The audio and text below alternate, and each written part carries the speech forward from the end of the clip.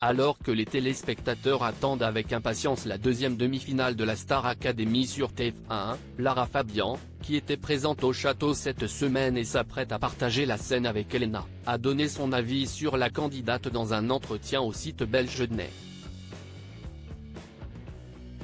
Après un duel de haute volée entre Julien et Axel, ce sera au tour de Pierre et Elena de s'affronter lors de la seconde demi-finale de la Star Academy, diffusée ce samedi 27 janvier sur TF1.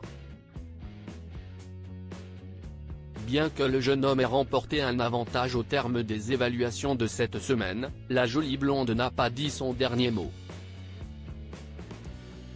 À quelques jours de ce prime tant attendu, les trois académiciens encore en lice ont eu le privilège de rencontrer Lara Fabian.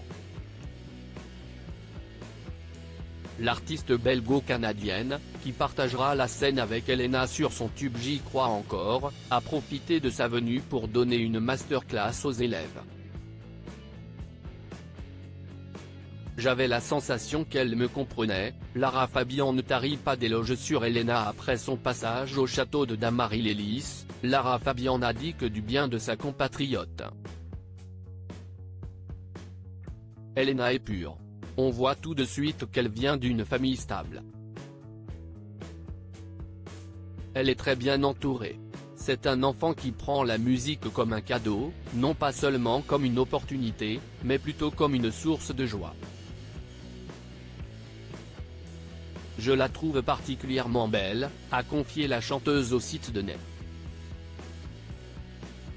J'avais la sensation qu'elle me comprenait, qu'elle captait vraiment les outils que je lui proposais, qu'elle les prenait avec aisance, a-t-elle poursuivi, et de conclure, Elena est d'une grande honnêteté. C'est un enfant qui ne joue pas. Il n'y a pas d'artifice.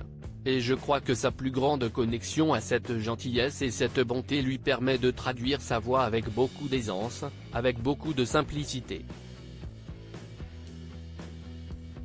Une visite bouleversante si l'artiste belgo-canadienne a eu de tendres mots pour Elena, elle a également été touchée par un autre candidat encore en lice, Pierre.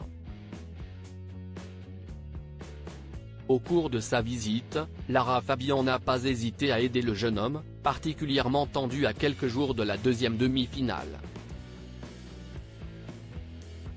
Après s'être livré à une interprétation d'un titre de David Hallyday, l'acolyte de Julien a fondu en larmes avant d'être réconforté par la chanteuse.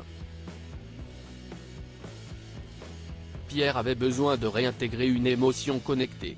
Quelqu'un qui vous prend juste dans ses bras, ça peut vous aider à revenir à l'endroit où vous êtes connecté, votre cœur se remet dans l'alignement de ce que vous devez faire, nous avait-elle confié.